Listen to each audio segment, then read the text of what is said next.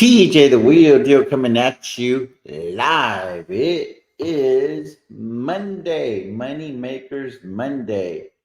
It is October the 7th, 10:28 a.m. Central Time, Texas time.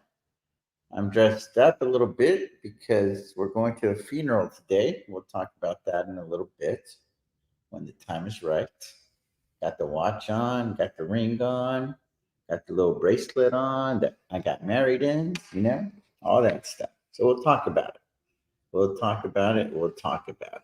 Anyway, how are you guys doing? How was your weekend? Mine was pretty good, ours was pretty good. We hung out, went to dinner. We didn't watch a lot of football aside from the Cowboys game late last night. So I'm a little low on energy. I apologize because there was a rain delay with the game, and it was good. It was an exciting game, exciting second half, I guess, shall I say. The first part, not so much, not so much. Anyway, what's going on? What's going on Midwest? So we're going to do a real quick portfolio update today, and then we'll kind of go from there, So we're at we'll just call it the 145-minute mark.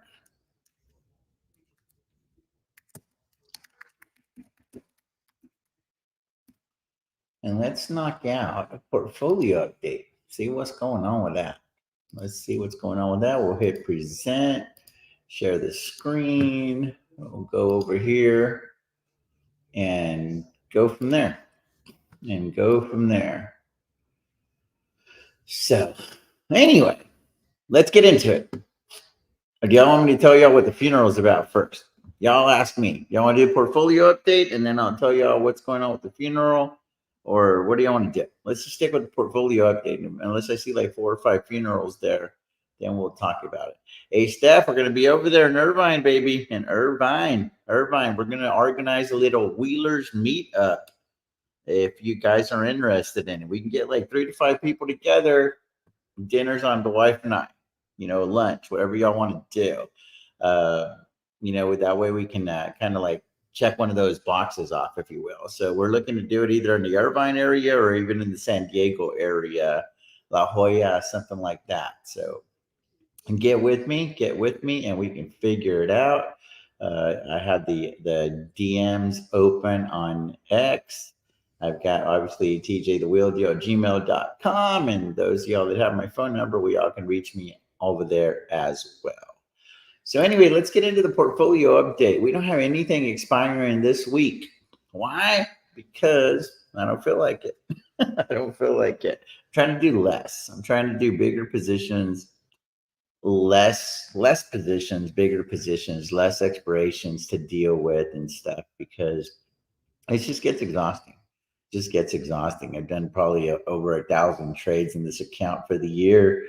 Next year, I want to do like half of that. So we've got CrowdStrike expiring next Friday. We've got Enphase cover calls expiring next Friday. We've got cash secured puts on Hood expiring next Friday. We've got the cover calls expiring next Friday.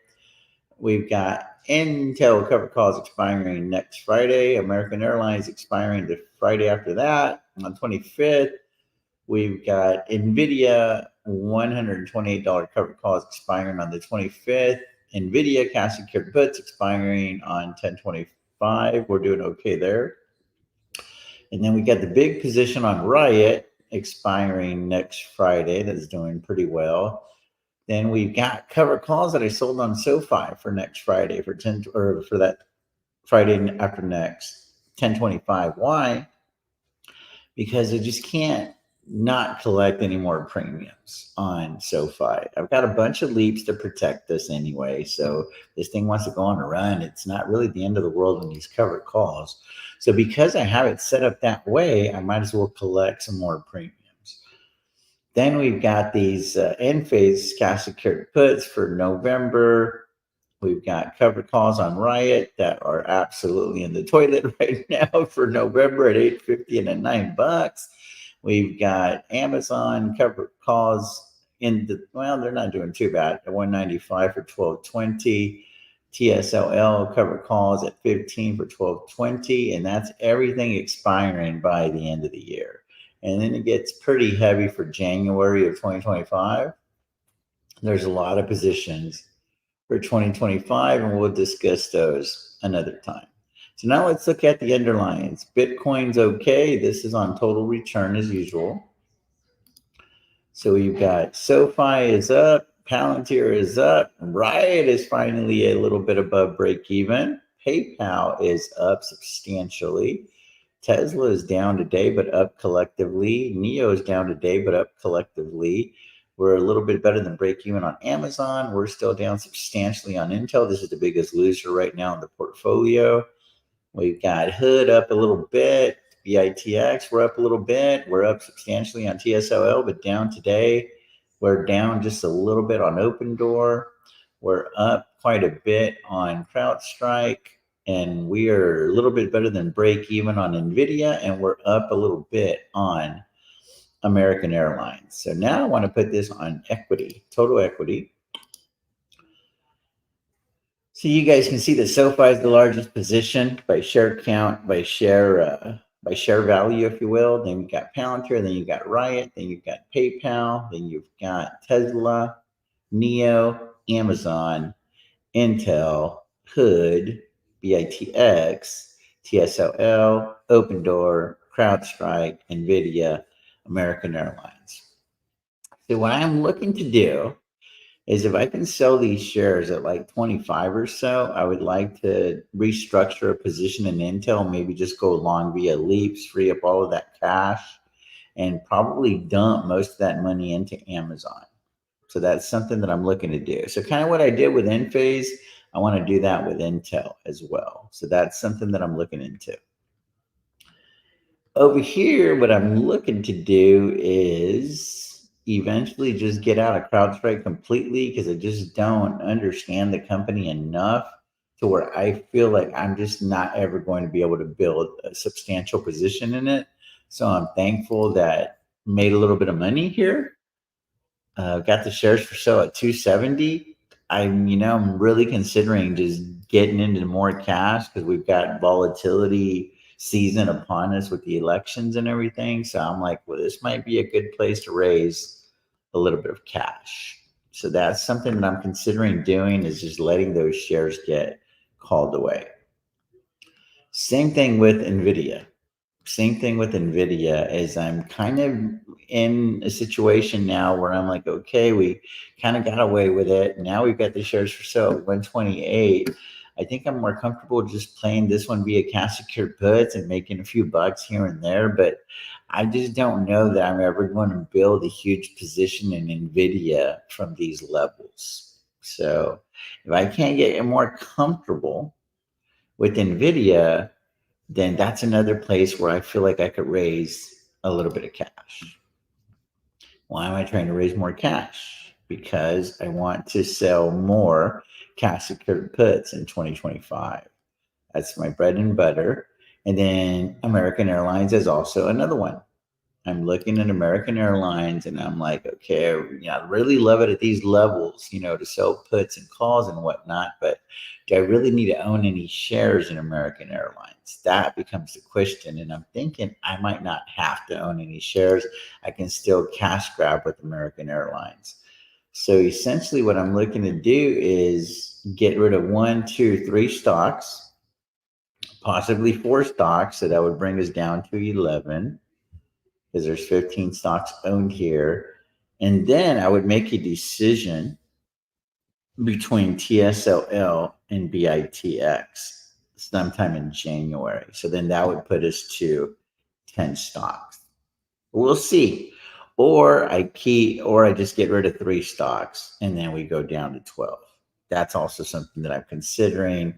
I could potentially even look at restructuring the situation on Opendoor. That way I don't have to actually own any shares there either.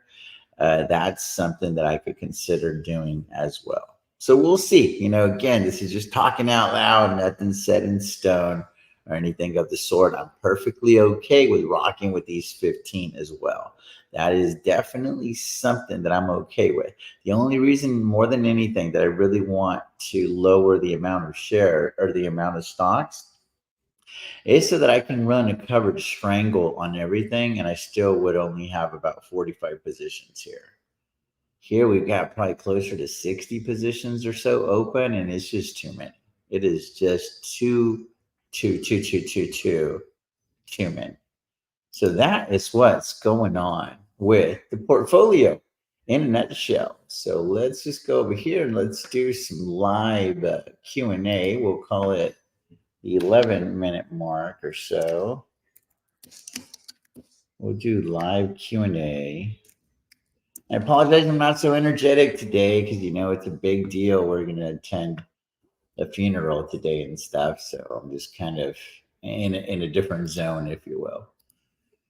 So anyway, let me check in with some of you guys. What's going on Midwest? What's going on? What is going on, Mark? What's going on? Analytical Hub, hopping on, just say hello.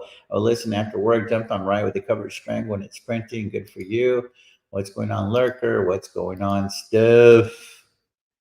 Oh, very cool. Get with Kristen. You've got her phone number. Get with her. I'm not sure if she changed numbers or not. Reach out to her on the WhatsApp, because I think she changed numbers from the last time that we were in Vegas. Irvine, yeah, we definitely do something with you in Irvine, and then we're going to try to do something in San Diego also. I'm in OC, so yes, down to meet. You got my number on WhatsApp. I don't have that WhatsApp anymore, Steph, because there was too many messages on there. So on my main phone, send me an email, Steph. Send me an email, and I'll get you the Wheelers number. California's going to have a ball. What's going on, Maria? What's going on, Dex? Good morning, everyone. Bonjour. Afternoon, all. The Wheel Deal Nation coming at you live. NVIDIA can't find the top today. I like Cascade Pussy. Yeah, me too. I have a question about rolling a covered call when it's in the money. Okay, what's your question? It seems that the more it's in the money, the less credit I get for rolling. Yes, the ideal time to roll a covered call is when not just your strike price has been breached, but right when it reaches your break-even point, that is the time that you will be able to roll out and up for a credit. If you wait too long, you get too in the hole, it gets very, very difficult. It's like gravity's working against you. So I just answered that question. Hey, what's going on, Mitch? Sorry to hear. Hola, hola. What's going on? Diego Montes, what's going on, brother? I'll put the link here. Maybe you want to join. That would be awesome. Hey, TJ, I know your Excel to track portfolio. Wondering what you want. Any portfolio manager software that Excel can't. There's a couple of metrics. Bill and I are working on something with that. We got to sit down and figure it out. Hey, what's going on, Diego? For sure, I'll try Kristen or the email. Right on. Think you get a Tesla pump before the event? I'm not sure. I think so. I think so. But you know, you can never be too sure with these kinds of things, right? I mean, it's just so hard to say, guys. So hard to say. So hard to say. So anyway, I appreciate all of the folks that are running, that are rocking with us today. I appreciate Alex for putting on all those shorts. I'm going to start doing one short per day. It's just going to be screen sharing, and it's going to be the featured trade of the day. So if there's like a trade that really stands out of all the trades that I've made, I'm going to make a short video and put it on the channel. That way we can kind of like follow it, or just like a featured position of the day or something like that. And kind of like in 1 minute, if I could do like a synopsis of this is the way I'm playing the entire position. I think that'd be kind of cool for people to try to get, you know, more eyes and stuff on the channel.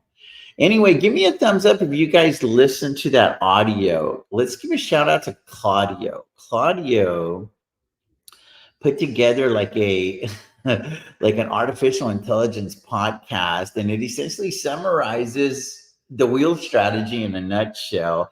And it's like these two radio DJs, and they're like talking about me, and it's like this craziest thing. And they're like saying all of the things that I say on the channel. So that is the type of artificial intelligence that is out there. And that is the kind of stuff that I'm going to be using to help me write the book. My buddy Ricky, most likely is going to be end up helping me out. I'm going to contract him. It's costing me a few $1,000s to do that. Or I've even thought about maybe asking Claudio to help as well. He's a very, very super smart man. I believe he works as an attorney by trade. Just super, super smart guy and understands the technology. So I'm working on the outline of, again, I got some stuff to like personalize some stories and whatnot, but like just like putting out all the information, it is just easier whenever this artificial intelligence can essentially take all of the stuff from your channel and just make it like super, super coherent. So what I wanted to do right now is I wanted to see if I could play that audio for you guys. So we'll do the artificial intelligence podcast.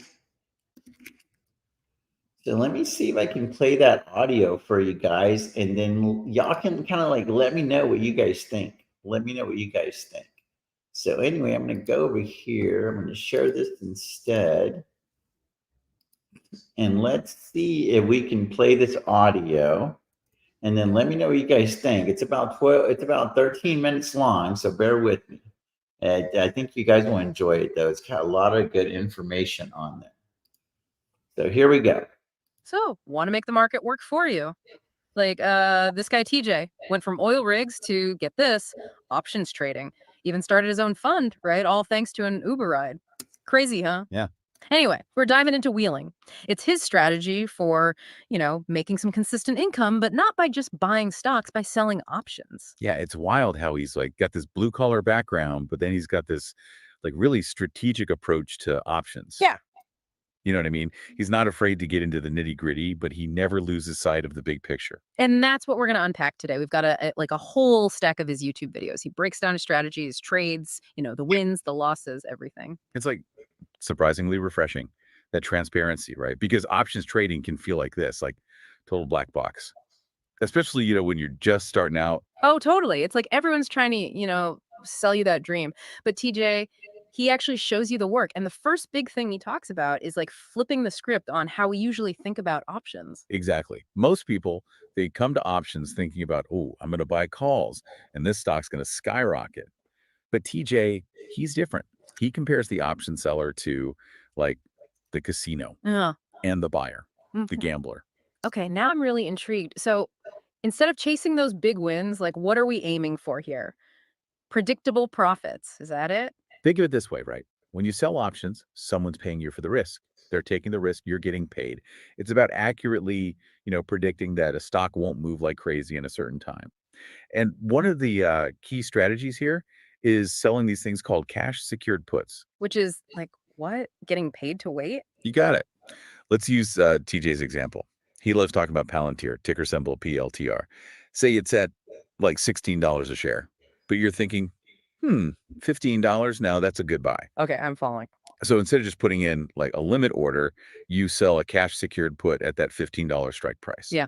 Someone else, they're paying you a premium for the right to, potentially sell you those shares at $15. Okay. If PLTR, it stays above $15 by the time that option expires, guess what? You keep that sweet premium. If it goes down, you buy the shares.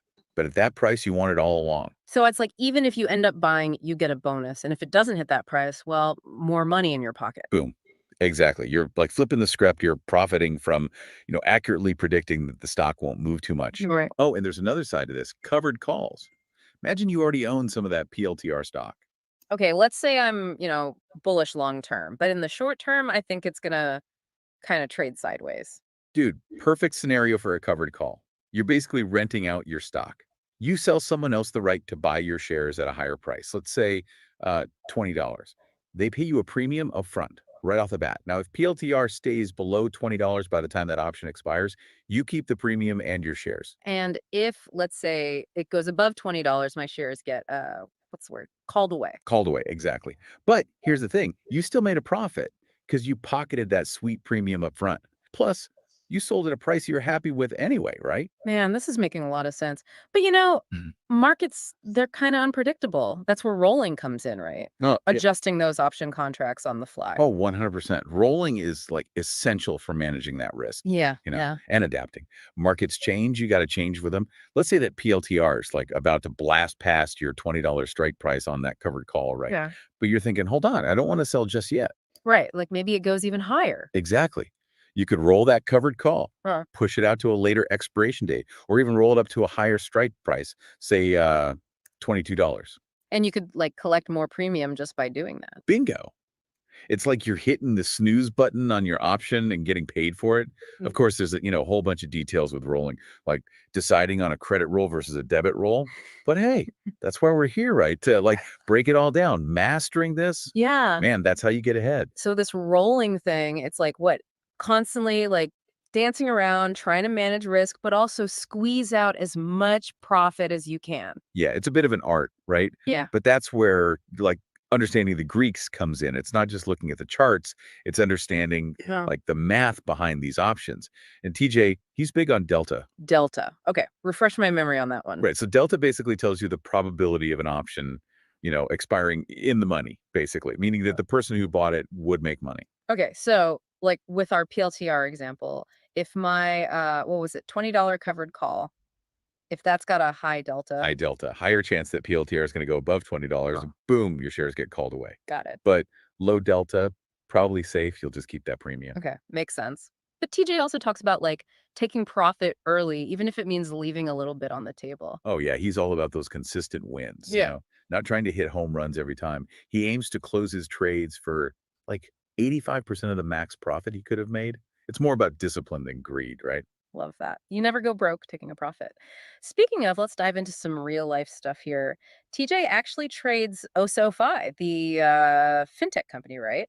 And there was this whole period where it dropped from like $9 to $7 a share. Oh, yeah. And he had like a bunch of those cash secured puts right at that $7.50 strike price. Ooh, yeah, I see where this is going. So he's looking at a pretty high chance of getting assigned those shares, but at a price higher than where it was actually trading. Okay, so like, how'd he get out of that jam? Did he like panic? Nah, not TJ, man. He just rolled those puts down to a $7 strike price. So instead of freaking out, he used it as an opportunity to like potentially lower his cost basis on Sophia even more. Plus, he had those covered calls up at $9, which were like printing money as the stock went down, kind of offsetting those potential losses on the puts. See, that's what I'm talking about. Like, even when a stock moves against you, you've got options, literally. You're not just like sitting there hoping it comes back. But man, I gotta imagine, even with a solid strategy, things can get emotional, right? Oh, for sure. Even TJ admits, he's made some emotional trades. Remember that time Meta hit like $300 and he sold his shares like right on target. But then boom, it just kept climbing. Ooh, yeah, I felt that. Seeing those potential gains just like disappear, that's gotta sting. He admitted, like, he sold early because he was, watching the charts too closely, letting his emotions get the best of him. It's a good reminder, even for seasoned traders, you got to battle that fear and greed. It's like the market's playing these mind games with you. But TJ, he talks about journaling, not just your trades, but your emotions too. That self awareness, man, that seems crucial. Oh, totally. He's all about, always learning, always adapting. He even made his own wheel tracker, like a whole spreadsheet to track his trades, his premiums, the profit and loss, the Greeks, everything. It's about being systematic, Mhm. not just winging it. And that's how he aims for those consistent returns. It's not just about picking the right stocks, it's about managing those trades themselves. Exactly. And this is where another one of those Greeks comes in, theta decay. This one works in the seller's favor. Peta, right. Time decay, as they call Right. it. So as an option seller, you're on the right side of that decay. The closer you get to that expiration date, the more that option's value just kind of fades away, which is good for you. So, like, even if the stock doesn't really budge, as long as you priced your options right, you're making money just from time passing. Boom. Exactly. Slow, steady drip right into your portfolio. That's a powerful concept. But I gotta ask, isn't there like a risk that the market just tanks And suddenly you're stuck with like a ton of shares. Look, there's always a risk, right? Especially with these cash secured puts. If that stock, it nosedives below your strike price, yeah, you got to buy those shares. Which is why, TJ is always emphasizing don't invest more than you can afford to lose. Be smart with that margin. Okay, but let's talk taxes for a sec. Those premiums, they're taxed, right? Right. Yeah. That's the thing. A lot of new traders, they don't realize options premiums, that's ordinary income. Uncle Sam wants his cut. Right, right. So you got to factor that in. But TJ, he's not all about the numbers. He actually cares about the companies he's treating, Oh, right? totally. For him, it's not just about chasing those premiums. It's about finding opportunities with companies he actually believes in. Like with SoFiFi, he's a huge fan of their CEO, thinks the company's like massively undervalued. So it's about aligning those trades with like your overall investing philosophy. You're not just like a gambler, you're a business owner. 100%.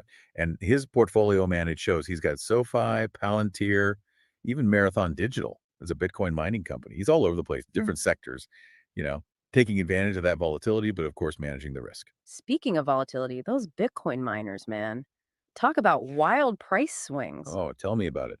But TJ shared this story about how he made like almost $300,000 in premium from just one of them, CleanSpark, I think it was, Yeah. just strategically selling and rolling those cash secured puts. Never even owned a single share. 300 grand, man. That's wild.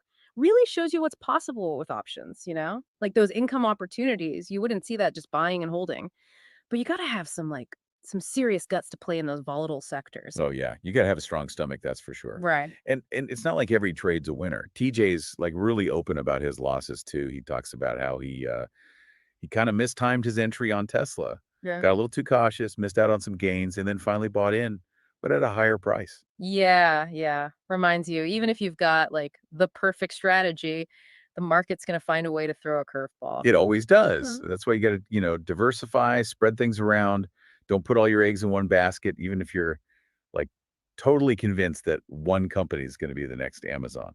Right, right. Spread the risk, take advantage of like all the different opportunities popping up. Exactly. So it's almost like you're like creating multiple income streams, not just relying on one company to, make it big. 100%. You know what's interesting to me though? We've talked a lot about like the mechanics of this whole wheeling thing, but I don't know. I'm curious about the kind of person it takes to do this. Like you mentioned TJ, he was driving Uber before. You think that like influenced his trading style at all? Hmm, that's an interesting connection. Because yeah, like back in his Uber days, Hmm. he had all these different income streams going. He was driving for, Uber and Lyft, plus, get this, playing professional poker on the side. Whoa, hold on. This guy's like a real life hustler. Right. It seems like he just, like, naturally gravitates toward that, that dynamic, multifaceted approach. Which kind of makes sense, right? Because wheeling, it's not like you're just like passively buying and holding and hoping for the best. It's active. You got to manage your positions, adjust on the fly based on what the market's doing. Totally. Demands a certain, I don't know, risk tolerance, like being an Mhm. entrepreneur, right? But the rewards can be way bigger too. This might sound weird, but there's almost like a kindness to this strategy. Like I'm thinking about how TJ always says, the people buying those puts from him, they're hoping the stock's going to tank, but he's hoping it stays steady or goes up. It's almost like he's like looking out for them in a way. Huh. That's actually it's a really interesting way to look at it. He's like said before, he prefers to trade against, more experienced options traders because they understand the risks involved. Like he wants everyone to win, even if he's the one coming out slightly ahead at the end. I love that. He's not just trying to like make a quick buck. He's thinking long term, sustainable approach where everyone benefits at least a little bit. It's like building a community, right? Right. Not just playing a zero-sum game. And I mean, you can see that in how he shares his knowledge so freely too. Oh, yeah. He's always like, hit me up, ask questions, challenge me. That's huge, man. Like that open door policy, so rare in finance. But okay, real talk for a sec. For our listeners out there who are, totally interested in this wheeling thing, but maybe feeling a little, I don't know, overwhelmed, where do they even start? Start slow and steady. Paper trading. Most of those online brokers, they offer it for free. It's the perfect way to like dip your toes in, try selling puts and calls, get comfortable with how it all works, but without actually, putting real money on the line. Exactly. And don't feel pressured to go all in right away. Even TJ, he's always saying start small, build that foundation. As you get more experience, more confidence, then you can think about, increasing your position size. Yeah. Yeah, 100%. It's just like learning to drive, right? You wouldn't jump straight into a Ferrari on day one. Start with the basics, master those, and then, level up from there. And who knows, maybe you'll find your inner wheel deal along the way. So, as we wrap up this deep dive into option selling, what's like the one big thing you want our listeners to walk away with? I think the biggest takeaway is, options trading, it might seem super complicated, even a little scary at first. But at its core, it's all about managing risk and like making your money work for you. TJ's wheeling strategy, it's like a blueprint, right? Yeah. Shows you one way to do it, but you got to bring the discipline, the education, and that willingness to just keep learning, keep adapting. Yeah, it's not some get rich quick scheme, right? It's about putting in the work, but it's a powerful tool for anyone who's, willing to put in the time. So, could your portfolio benefit from this wheeling approach? That's up to you to decide. But hopefully this deep dive has, at least given you the knowledge and the inspiration to, explore. So until next time, keep diving deep. So, want to make the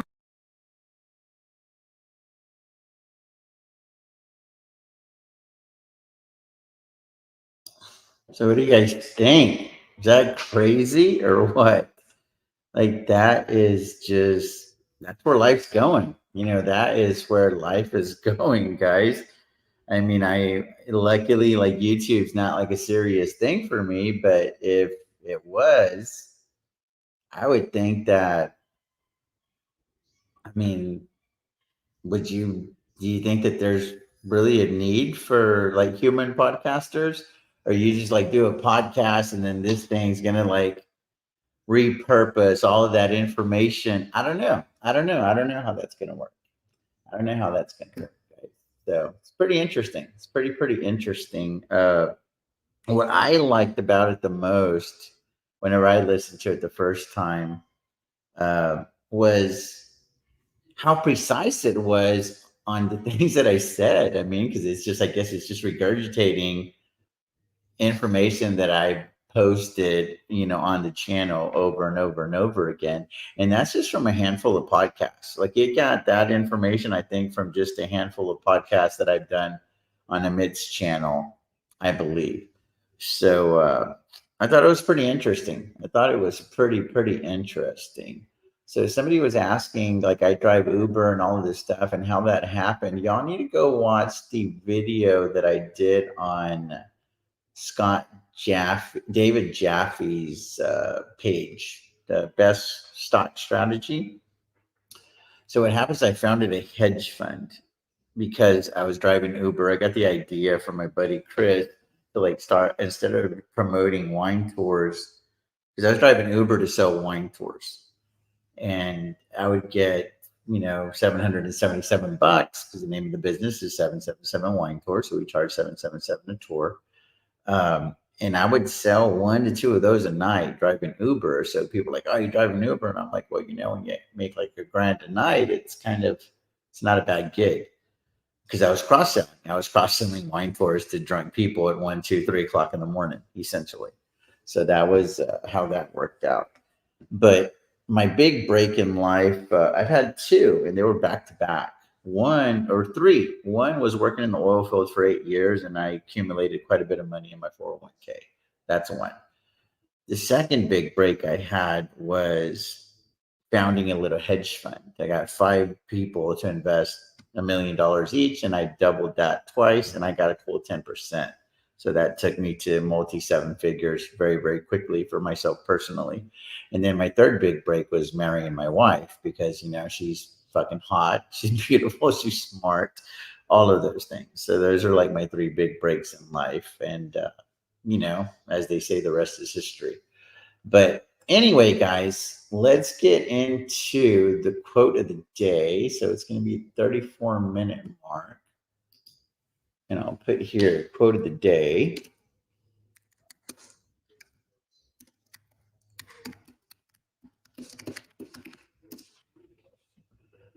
So we're going to go over here. We're going to go to church a little bit today. We're going to go to church a little bit today on the quote of the day. Because, there's a funeral going on today. So I think that this one is the most appropriate one.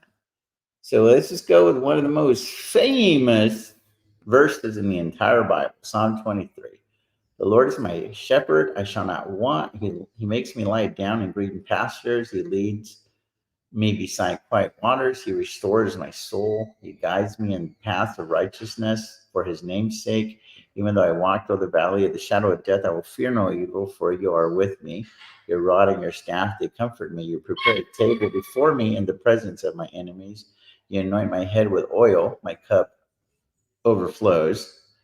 Surely goodness and love will follow me all of the days of my life, and I will dwell in the house of the Lord forever.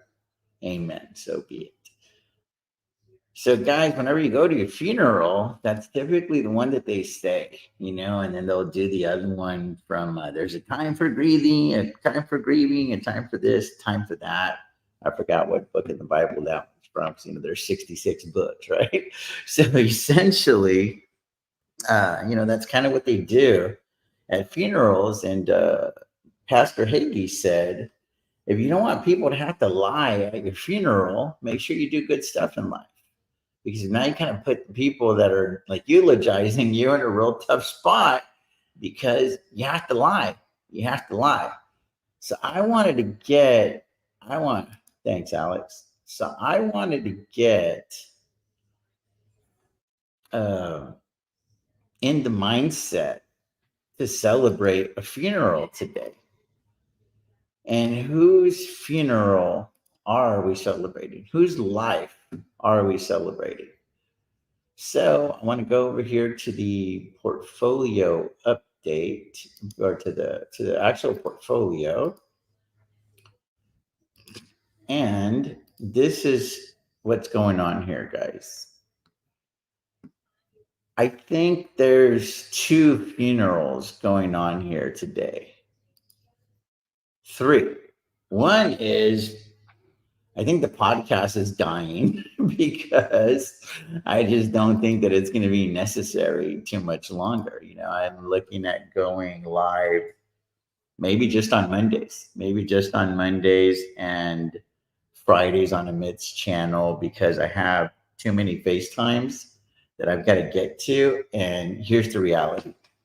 I enjoy those FaceTimes a lot more than I enjoy coming live with you guys, because I'm connecting with these people at a much deeper level. I'm really helping them to grow not just their portfolios, but grow as wheelers. And that is what I want to do. I never thought that I was going to enjoy that so much.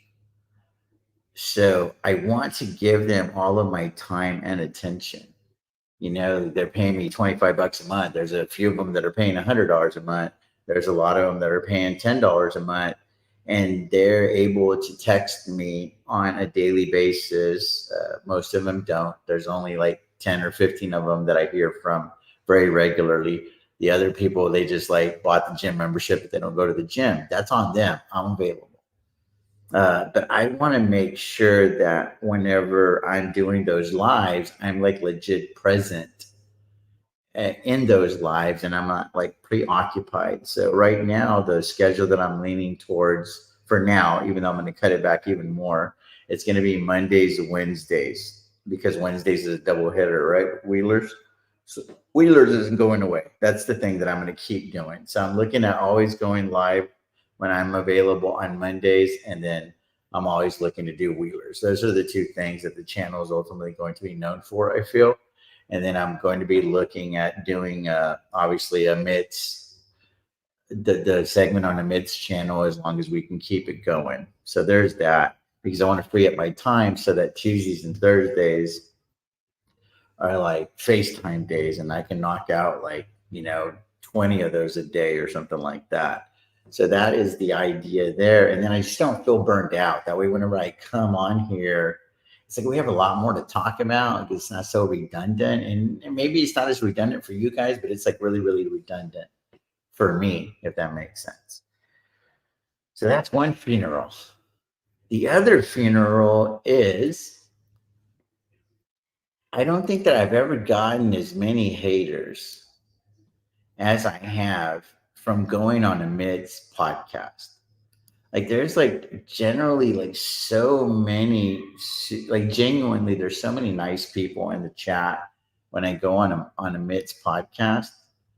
But then there's always like that handful of dicks that just like rubs me the wrong way, you know, like those assholes. So anyway, I'm kind of like burying the hatchet with them today because I'm not going to address them anymore. I'm not going to give them any type of shine anymore because the reality is I've made it.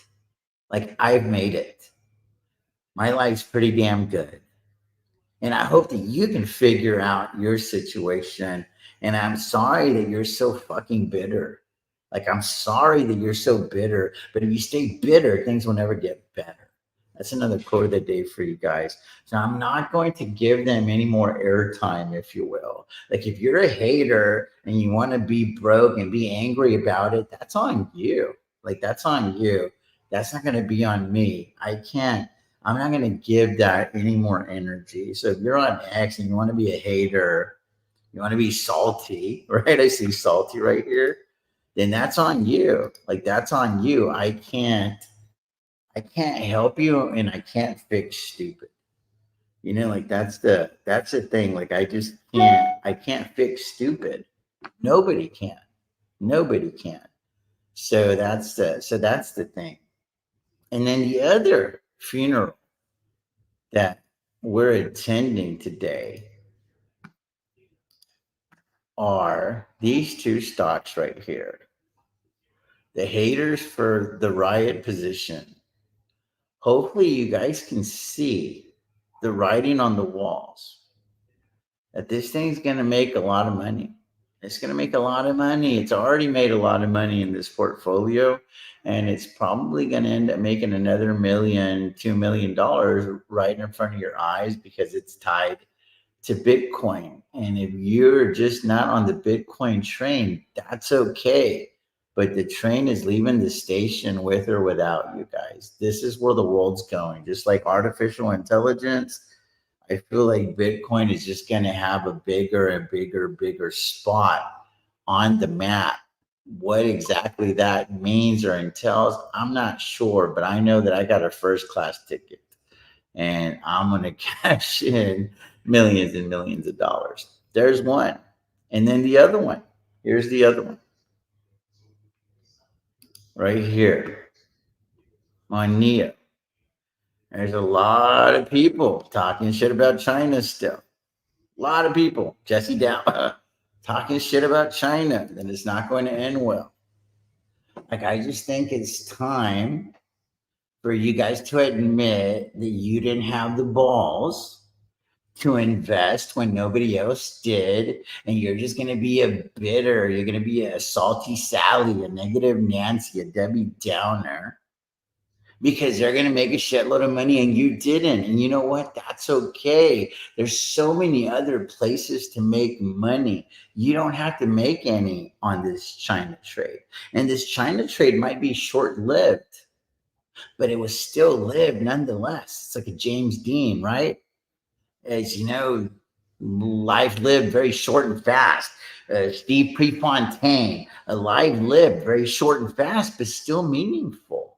Still meaningful. And I don't understand why people expend so much energy dogging investments that they're not even in. I don't understand that stuff. Do y'all ever hear me talk too much about a stock that I'm not in? Why? Because it doesn't pertain to me. It's like I'm crying tears over a funeral that I didn't even know the person. Like, it's just crazy to me. It's just absolutely crazy to me. But anyway, guys, so I just think that, you know, if you aren't on the Bitcoin bandwagon, that's okay. I still love you. Just want you to know, I think you're missing out on a lot of money. That's it. If you weren't on NEO and Alibaba early, that's okay. I think you're going to miss out on quite a bit of money. I don't know how long this is going to last. For me, it's still just a trade. It's not going to be an investment. I don't know that it'll ever graduate to an investment, but I have been in the trade for a long time. So just, you know, just keep just keep that into context. But I guess my whole thing is this.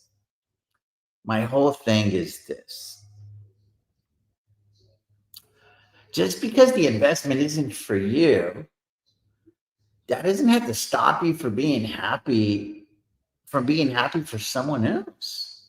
And that's the part of in finance that I don't understand. It's like, dude, like, run your own race, jockey your own horse. You got your own issues. We all have our own issues in the portfolio. Like, I ain't sitting there trying to figure out what's going on with SMCI. I ain't in it. And I don't want to be. You know what I mean? So it's like, I just don't want to try to make other people feel stupid because they chose investments that you don't agree with. It's the same with politics, man. If you want to vote for Kamala, God bless you. If you want to vote for Donald Trump, God bless you. If you don't want to vote at all, which is kind of what I'm leaning towards, because I'm like, man, all of these people that we have in this country, this is the two best that we have to work with. It's real hard for me to like want to cast that vote, if that makes sense. Because I have to admit to doing it, right? So, but then again, it's like you have to admit to not doing it. So if you don't vote, you can't complain either, right? You shouldn't complain. So it's just I just want to have that kind of channel, man, that if people are in investments that you aren't in, that's okay. That's okay. I just think that we should always cheer for each other to make money versus like cheering for people's investments to blow up just so that you can kick back and say, I told you. Like, just to me, that just takes too much energy. It just takes too much energy. But anyway, that's just me. So that's the funeral that we're attending today. Is if you are a hater, if I feel like you are a hater, I'm not going to give you any more airtime, whether it's on the X, whether it's on this channel or on the Myths channel. Like, I'm just not even going to address it. Because it's just not worth my energy. Like, there's something that you need to fix up here. There's something that you need to fix right here.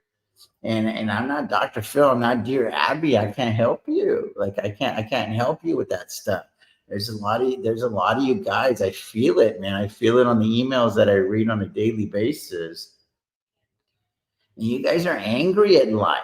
Like, and I don't know why. Like, I don't know why you're so mad at life, but you were there. Like, whatever's going on in your life, whether good or bad, like, you were there. You're like a common denominator there, guys. So anyway, what I want to do now, I've got a little bit more time before my wife pulls me away, is I want to see if maybe anybody wants to join. If anybody wants to join, and we can just kind of like shoot the shit, if you will. Like, let's have fun. It's Monday. How's everybody else's portfolio going? Is there anything that you guys are like struggling with, or are things just essentially they're going pretty well right now, right? But is there anything, maybe like you have some covered calls that are like really stressing you out? Like, whatever it is, we can collectively, I feel like we can help you guys. I'm looking for some puts to sell as well. Not necessarily right now, because money's still not available here. Like, there's deposits that happened, but they're not available yet. So there's that. But the one that I'm kind of been eyeballing is two of them. One is ELF. I've been eyeballing this one. I like it in this $90 range. Like, I really, really like it in this $90 range. And another one, a couple more that I've been eyeballing a little bit. These don't pay a lot of premium or anything. It's just something that I would like to have a little exposure to in the portfolio. So this is one that I kind of like look at a little bit here and there. And then the other one that I look at, because it does pay a pretty substantial dividend, is this one, Realty Income.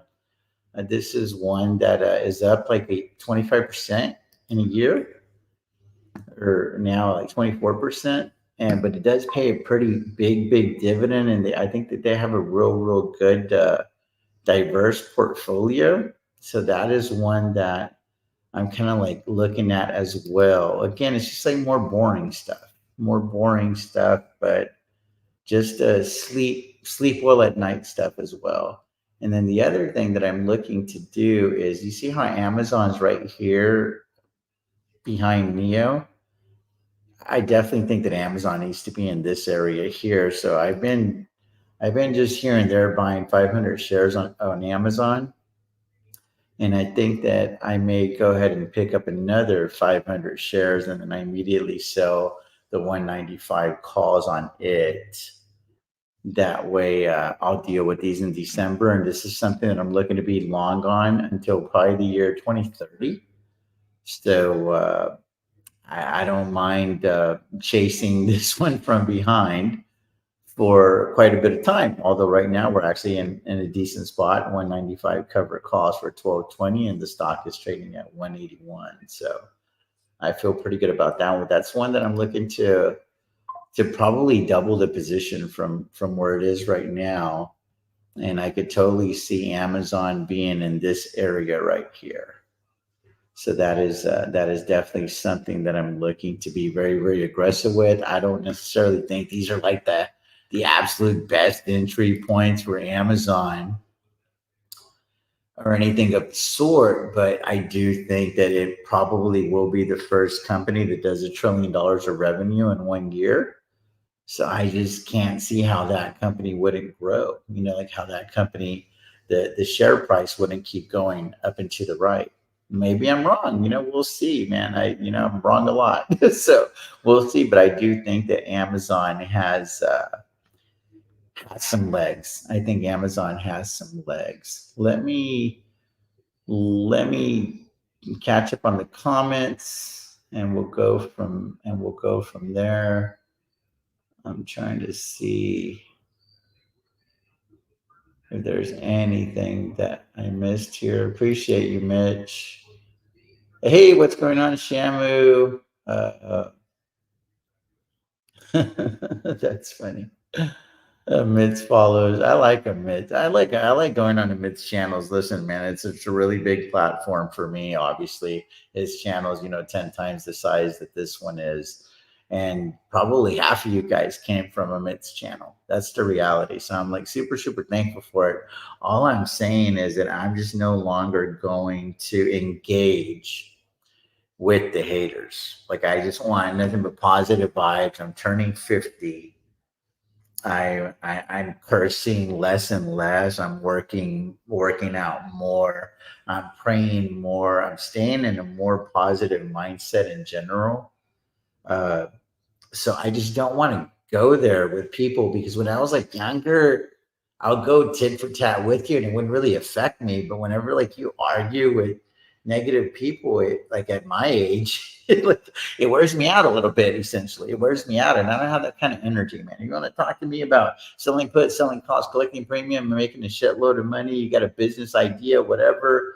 I'm all ears for that kind of stuff. But any negativity, man, I'm just not going to do it. Like, bottom line is I'm just not going to do it. I was not in the military. Both of my brothers were in the military. So that's probably where you get that on it. Both of my brothers in the military. I've got my half brother, Joe. He retired as an E8 from the Marine Corps. And then my other brother did 8 years in the Army.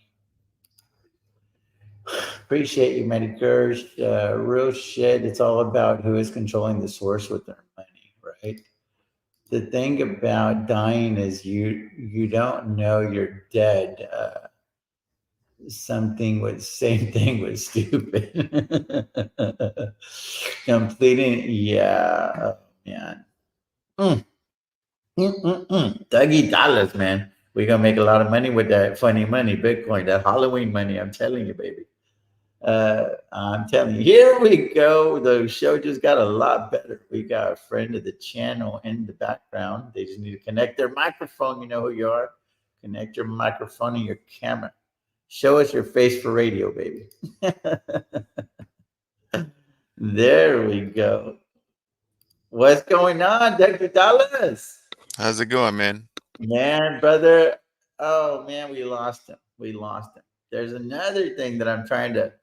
There's another funeral that we're celebrating today, but I was going to save this one for when Dougie clicked the screen, uh, because this one's hard for me. Like this one funeral, it's almost like I want to play Amazing Grace again, but you know they'll demonetize me for that one, and they sent me an ugly email when I did it for the funeral for IDEX. Where are we at here? Oh, nice. Walking in the backyard with in the sun with my son, ears still on, eyes off, party on. Yeah, I agree. James Dean. Isn't India outperforming China's growth? Man, I'm like super bullish on India. It's just because I think China isn't going to end well doesn't mean you don't get to make that decision. We may not all be in the same team, but we can talk about the sport together. Yeah, that's such a good attitude. You've shown how to make money in any trade that someone may be attracted to. Yeah, we can be happy for each other getting wins. Yeah, for sure. For sure. Wow. Good for you. Man, that's an expensive house. Where do you live? Jesus. We picked up our house for right at $500,000. Oh no, my goodness, man. I'm sorry to hear that. Yeah, it was a Helene.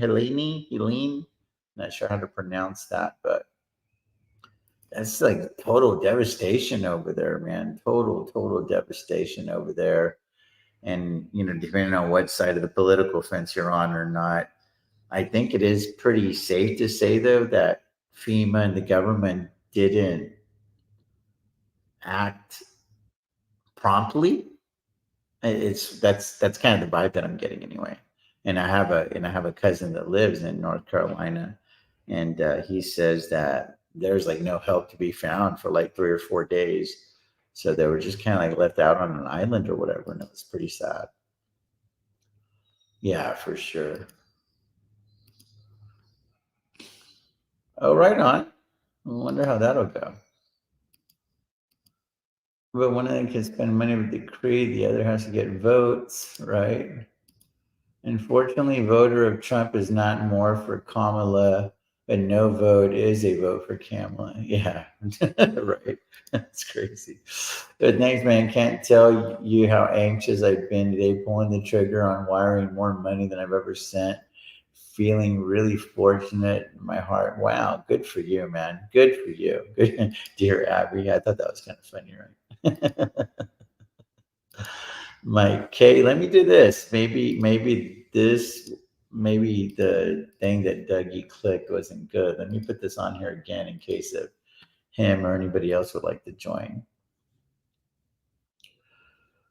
Looking for some puts to sell. Me too. Kind of at time trying to figure out others, but I appreciate you speaking your mind as always, TJ.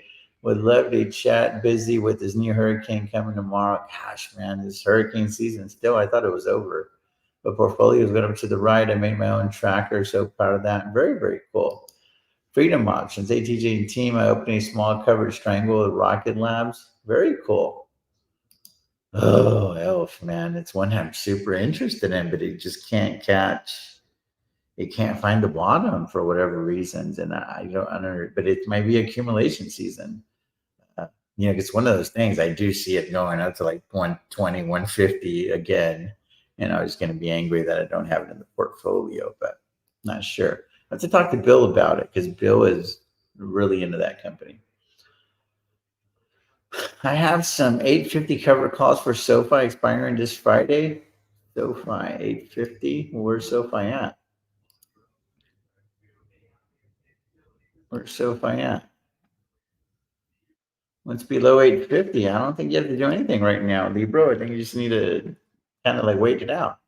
If it goes to like 860, 870, that definitely look to roll. But if it's in like this 830, 840, 850 range, milk that win. You'll wake up Thursday, Friday. You might be up 80, 90% on that trade. You can close it out, call it good. Adobe may be interesting. That's definitely one that, I mean, we all know who the company is. So I like companies that I've heard of. I like companies that I can't see a world where they don't exist and where they don't thrive. And that might very well be one of them. Roxy at 50 would be a steal. I'm not familiar with that one. What's up, y'all? I need to rewind and watch from the beginning to the end. FSLR is looking pretty nice. P at the moment, considering transferring. Wow. Wow. Interesting. I'm sure someone can someone, right? Yeah, it's interesting at those levels. L could go to the 80. Yeah, me too. I haven't studied the charts enough. Obviously we know they sell makeup and stuff, but everybody that I talk to that uses the product loves it. So that's always just a good sign in my mind. That's always a good sign. So I'm not sure. I'm not sure there, but I'm interested. I'm definitely interested. TJ bought a stock, EXPI. Yeah, I'm familiar with EXPI. Thinking it'll go up. Should I bail or try selling covered calls? No real conviction in the company. It's a good company. It's a real estate company. All the real estate agents get shares whenever they sell houses and stuff. So it's good in that aspect. It just really depends on you, man. If there's no conviction, I guess my question to you is, why did you get into it in the first place? Like, buying a stock just because you think it's going to go up is probably not the best reason to buy the stock. You got to have some sort of a bear case, a bull case, and a base case in the company, and then obviously the stock is a derivative of those things. But yeah, I think you might have put yourself in a little bit of a tough spot there. If there's no conviction. What's going on, Lucky Dollars? How are you? How's it going, TJ? Let me Just running a little lunch break at the moment. At 101, Dougie Dollars joins. Hold on. Doug joins. How was your weekend, brother? It was great. My Tigers didn't lose. LSU Tigers didn't play, so can't lose, right? My wife's always way more afraid of when they lose versus like when we get a win. We are number one, and we didn't play. Yeah, must be nice, right? Well, when Alabama loses to Vanderbilt, it makes you wonder if they ever deserve to be number one, but then they had just beat Georgia. So it just shows, hold on one second. It just shows how fluid it is. So the other funeral that we're attending today, Doug, is for at least 1 week. I'm not going to be sports betting. Oh, okay. So sports gambling TJ is on the bench because I lost 4 in a row. And that rarely happens, but it's because I'm not following a strategy. Like, I'm just like legit gambling. And and so, you kind of deserve what's coming to you. Cost me $1,000, cost me $1,000. Because I had won $1,000, lost $1,000. So I was even there. But then I'm like officially down $1,000. I'm gonna have to go meet this guy. And anytime that I actually lose $1,000, I punish myself for like anywhere from a week to a month. Time out. Because you don't want to like spiral. Because when I was in Vegas, I felt like I had to conquer like some gambling demons and stuff like that. And then the other thing, Doug, like this one's really, really important. Whenever you are betting on sports and you wheel at the levels that I wheel, and then I have to like manage, the family office money as well, right? Like the shit that you guys can see on the channel. You can't have a negative mindset over a stupid Dallas Cowboys game because I got to go do like my real job now. And believe it or not, it affects the way you look at numbers because there's like a little party that can get angry. I can see that. That makes sense. You get kind of angry, bro. Like I needed 45 points last night, and there was opportunities there to get the 45 points if it wasn't for Dak Prescott and just football, right? Because there's a lot of variables going on. There's probably 100 plays a game or something like that. You know what I mean? Yeah. So I have to make sure that my head is screwed on straight, because selling puts and calls couldn't be further away from gambling for me. Like this is Right. like nothing but strategy. Whereas when you're doing a parlay, Doug, I mean, come on, let's just call it what it is. Gambling. Well, it's the difference between poker and playing the slots, right? Yeah, there's a skill set involved. Yeah. There's a component of luck. There's an element of luck playing poker, absolutely. But it's mostly a skill game, dude. It's not a coincidence that the same, 10 or 20 people have been dominating the sport for the last 5 to 10, 15 years, right? Exactly. I If mean, it was a game of chance, yeah, you'd have different people win all the time. It's like the lottery, right? It's like yeah, that is every different person wins. Although there's like this one person. Have you heard of this guy? Like there's one lottery winner. He's got like 5 million in career winnings in the lottery. He's hit the jackpot like 6 times in his life. I don't know how that works. There was one. I used to watch Chris Angel, Mind Freak, and he would like go to the lottery ticket booth thing, and he'd be like, "Give me the 8, give me the," and then he'd win like $200 or $300 in front of everyone. And I was like, "Bro, we could like really do that. Like, what are we doing here? Like, let's all pitch in and go win, win the Biggie Billions or whatever the hell it's called, right?" I don't need to play the lottery. What's it called? If you could win money like that, you didn't need to charge me a ticket. The mega pack. What's it called? Whenever there's like a shitload of money up for grabs in the lottery, they call it mega something. Mega Millions, right? Mega Millions, dude. Thank you, Mega Millions. Dude, one time I got hyped to buy a ticket in San Antonio because I guess like so many weeks or months, however it goes. I don't even know how often they do the lotto, but I guess people hadn't won, and it had kind of like stacked up like a piggy bank. Yeah. And everybody kept talking about it on the radio, dude. Like you could not turn on the radio in San Antonio, and people were talking about the Mega Millions. There was even a. It was like 1.2 billion, wasn't it? Dude, there was billboards, bro. Like there was billboards with this number, and people would go on these cranes and climb up the deal, and they would change what the new number was, right? Like this was like a thing. It was like on I-10, dude. The billboard that I would see on a regular in San Antonio. And it got to like a ridiculous number, dude, $700-800 million. So I was like, hey, dude, like, like if I could buy, the Lakers or whatever in my mind, right? Not knowing how money worked at the time. And dude, so I wanted to go buy a ticket.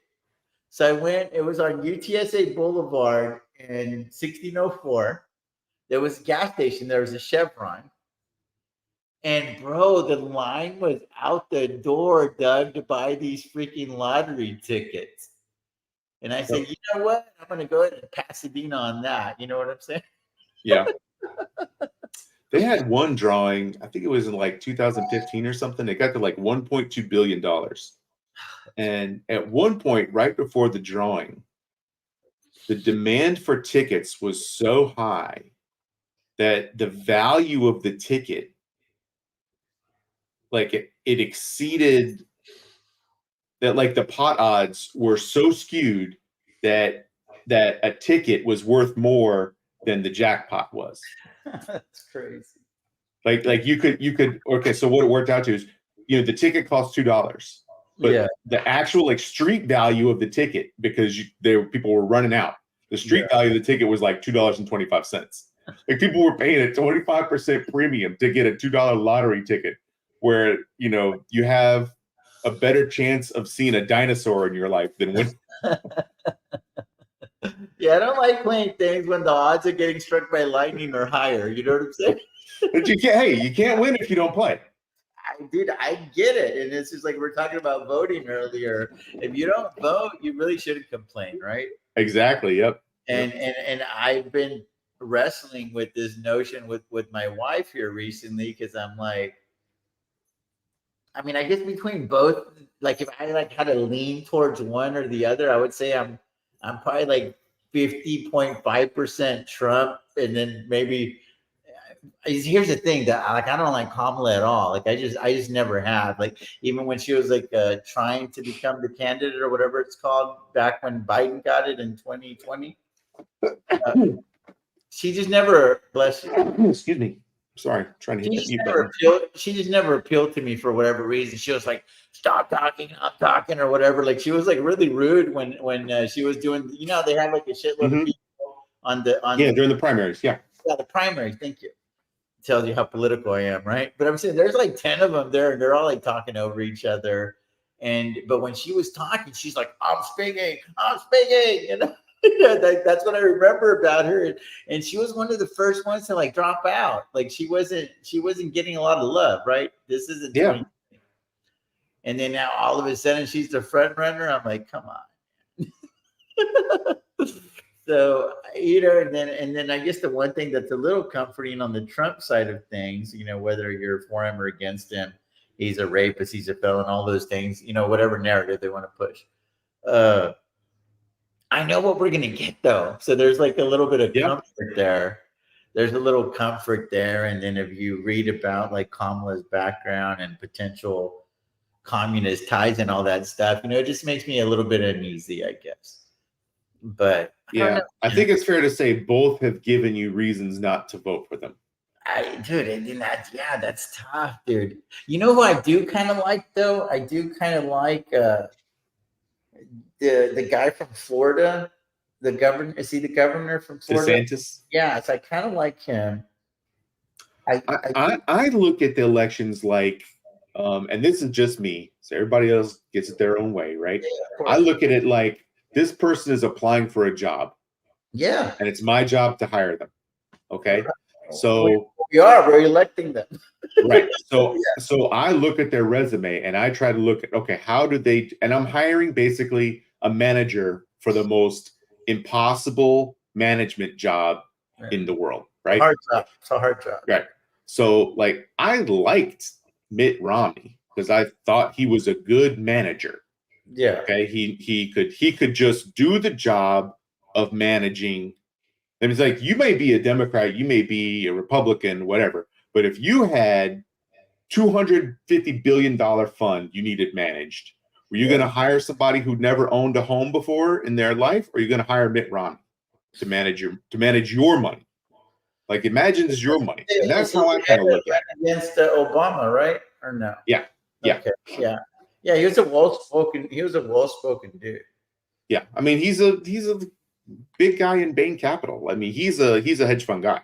But DeSantis is another one of those guys. Like, he knows how to manage, he knows how to execute.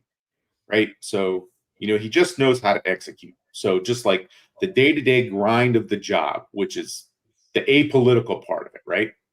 Like, I think he's good at that. Now, you may not like his politics. You may not like how he prioritizes things. But when I look at it, I just look at it, okay, the day-to-day grind of the job. You have to talk to this person and get these resources put in this place, and you have to get, you know, all that stuff. I think he's probably pretty good at that. All right. Agreed, man. What do you think about Bitcoin? I think we're finishing a Wyckoff. Can you like, you know, for the 2 people that understand you and the 100 that don't, can you talk about what that is? Finishing a Wyckoff accumulation. I can barely talk about these intelligently, but if you want to, like, if you think that technical analysis is astrology, then Wyckoff is gonna be something else. But yeah, so if you wanna just Google Wyckoff accumulation, I'm putting it in the chat. Accumulation. So you can Google it and just pull up do like a Google image search on it. Schematic. Yeah, I got it here. Yeah.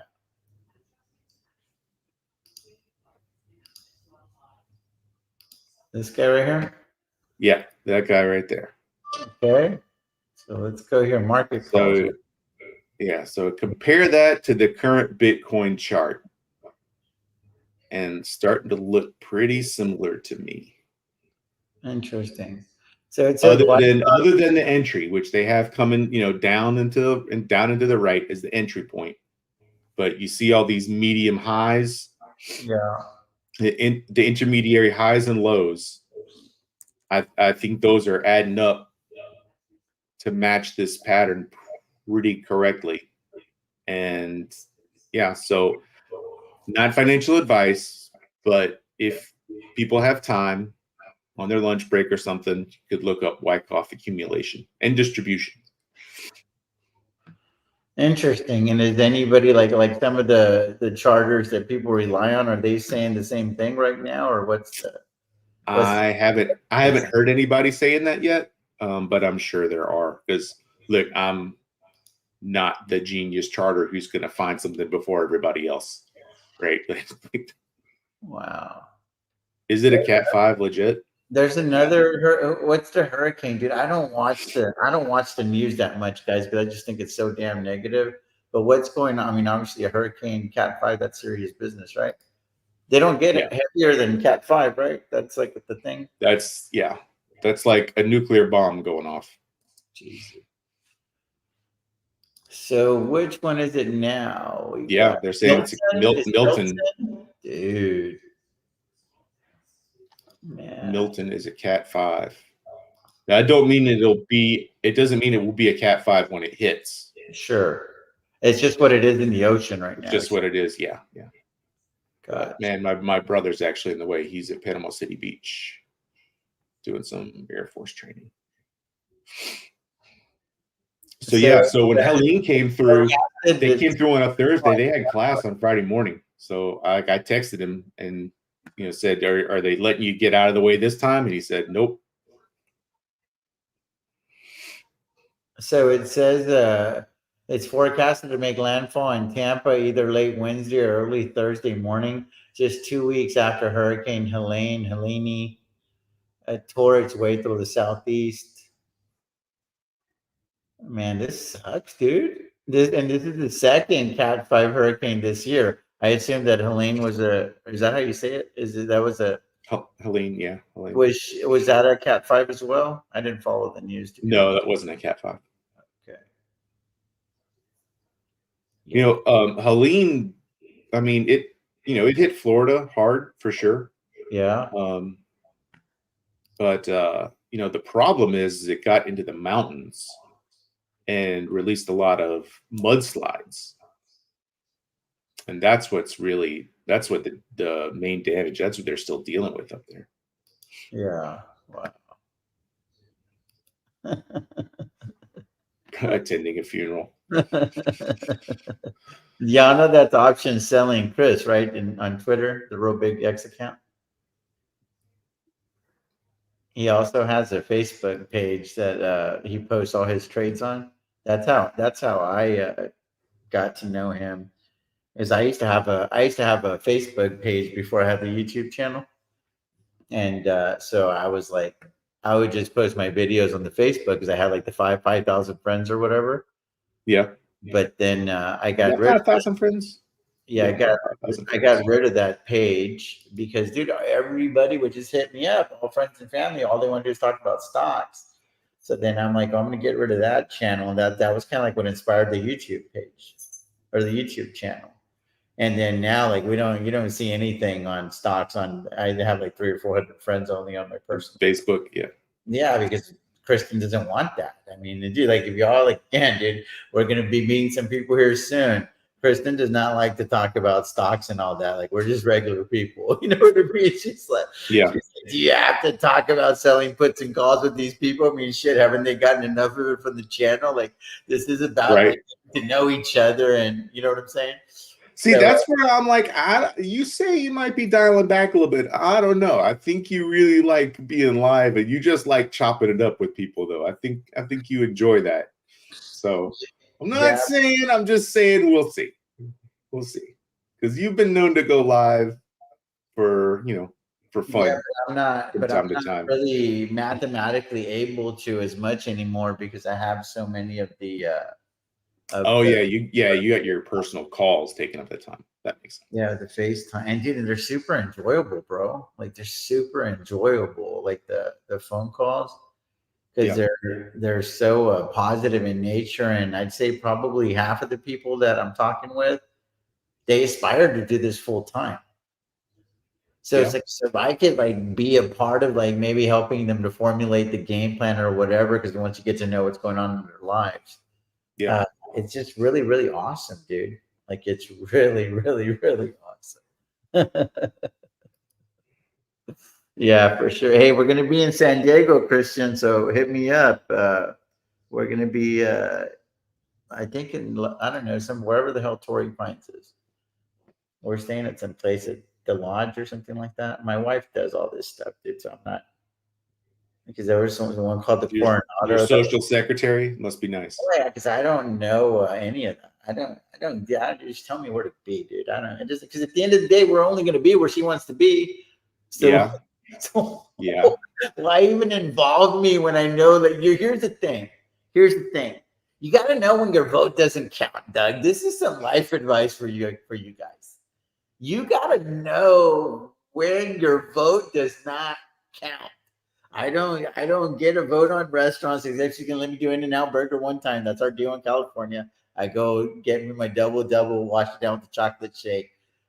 Call the doctor. Hey, there might be a heart attack coming. You know what I'm saying? So I know that I don't have a vote on what restaurant we're going to go to. I don't know if we're flying first class or we're flying with the luggage. I don't know. I don't know. We got an ocean view or we don't have it. You know what I'm saying? Like, I don't know. And I don't give a damn. If it's good for Kristen, it works for me.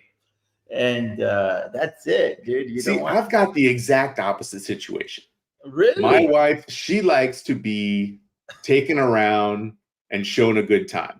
Yeah. Okay. So it's like everywhere we go is a date for her. Right. So I do all the planning. Like I pick the hotels, I pick the restaurants, I pick the trips, I pick the events. It's like she wants to go do whatever I find for us to do.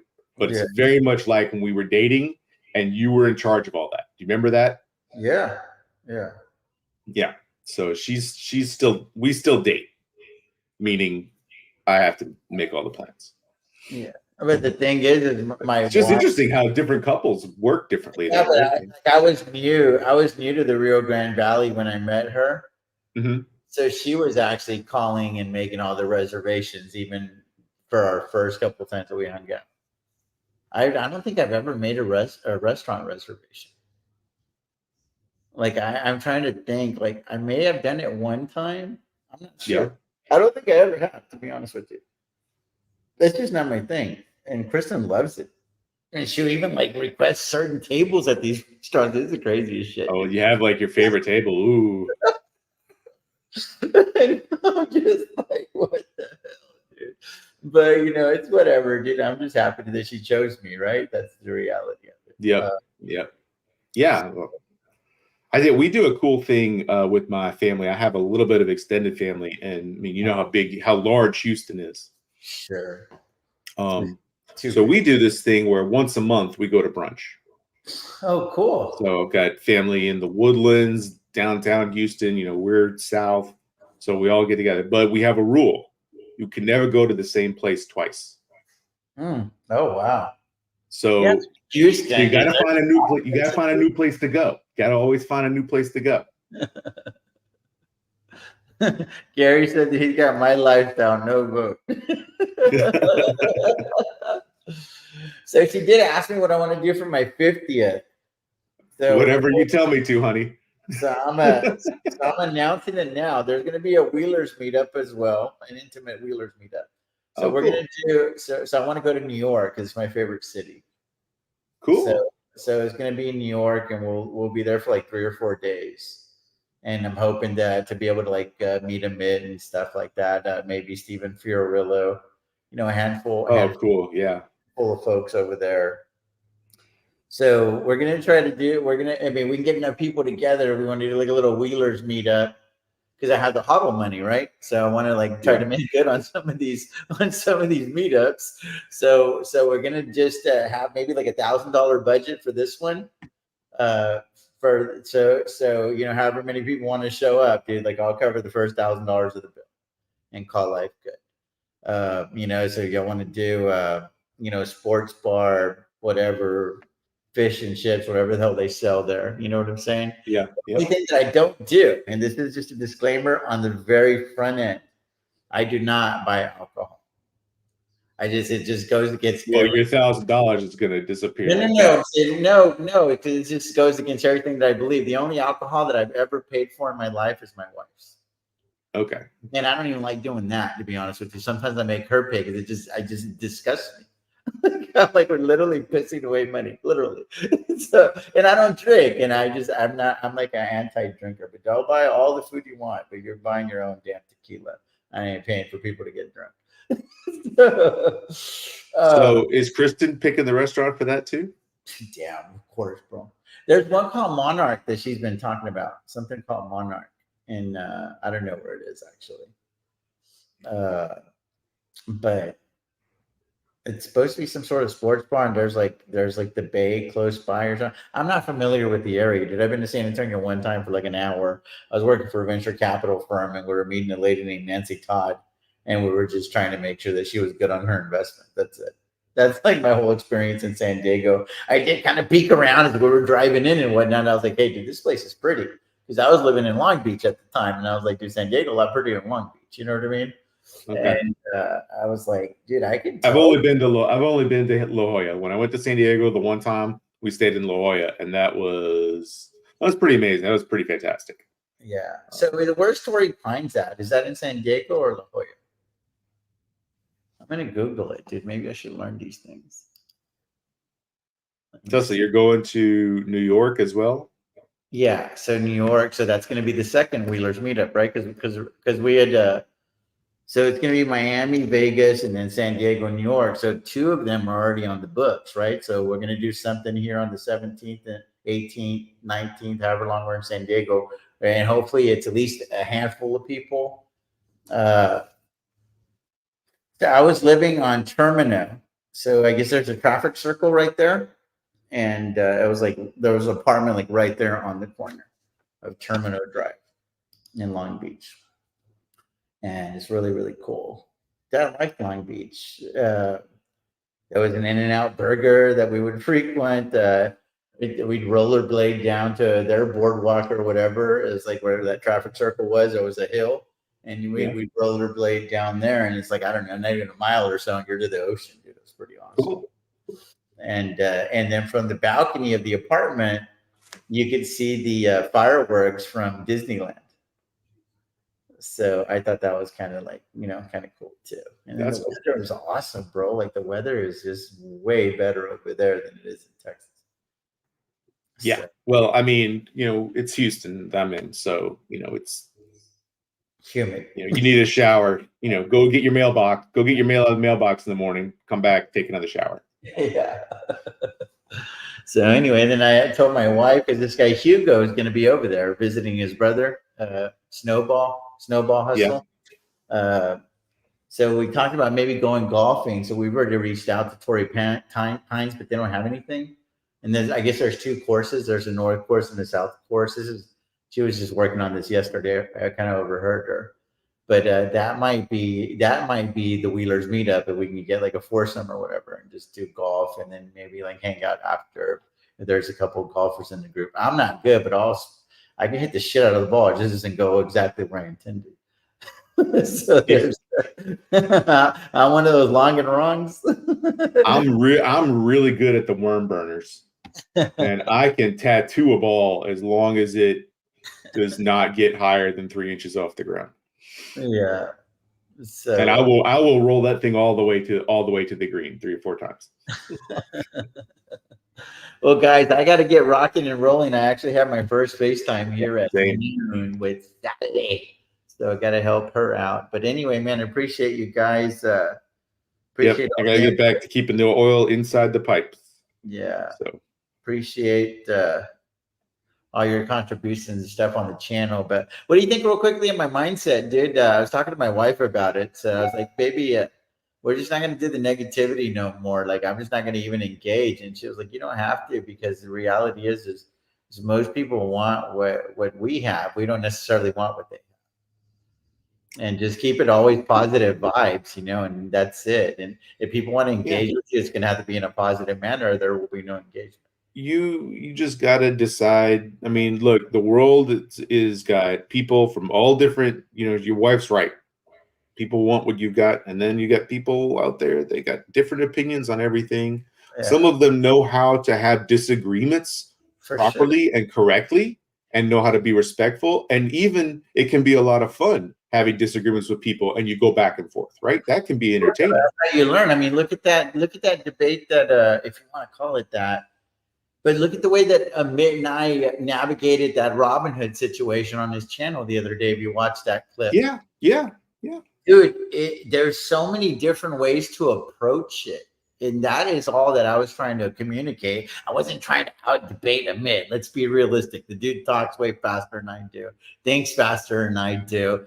I can wheel better than he can, though. I know that. So I'm saying I have that. It's also your account. No, but what I'm saying is, just because he doesn't have that account doesn't mean that I can't listen to what he's got to say. Right. Yeah. But Amit is learning this strategy, dude. And he's learned a lot about investing in the last 2 or 3 years. And there's a lot of, dude, he made a lot of sense. But I was like, you got to also give credit to the totality of the position. I mean, I'm not going to get any credit for the 100 cash secured puts that we have here. That also is a little bit of protection for those covered calls. And then on top of that, we still haven't even talked about buying leaps yet to protect the covered calls. This position, dude, we ain't even done. I mean, this is the first inning of the game. You know what I mean? This is the second inning. And I think that that's what people need to realize, is that if a position looks a little bit off, well, maybe ask me first, am I done with that position? Yeah. Because it takes a while. Like sometimes, Doug, it takes me like 2 years to build out a position. Because I can't just like, oh, I'm going to buy all the leaps today. I'm going to do this. Yeah, I mean, because it takes a shitload of money. And then you're trying to like buy the leaps at the opportune time. You're selling your cash secured puts at an opportune time. I don't necessarily wait for an opportune time on covered calls, because I'm kind of buying them. I'm kind of selling those, because if I bought the position a little bit prematurely, I'm kind of doing it anticipating that I never buy the bottom. So the shit's going to keep going down anyway. So there's Right. Yeah.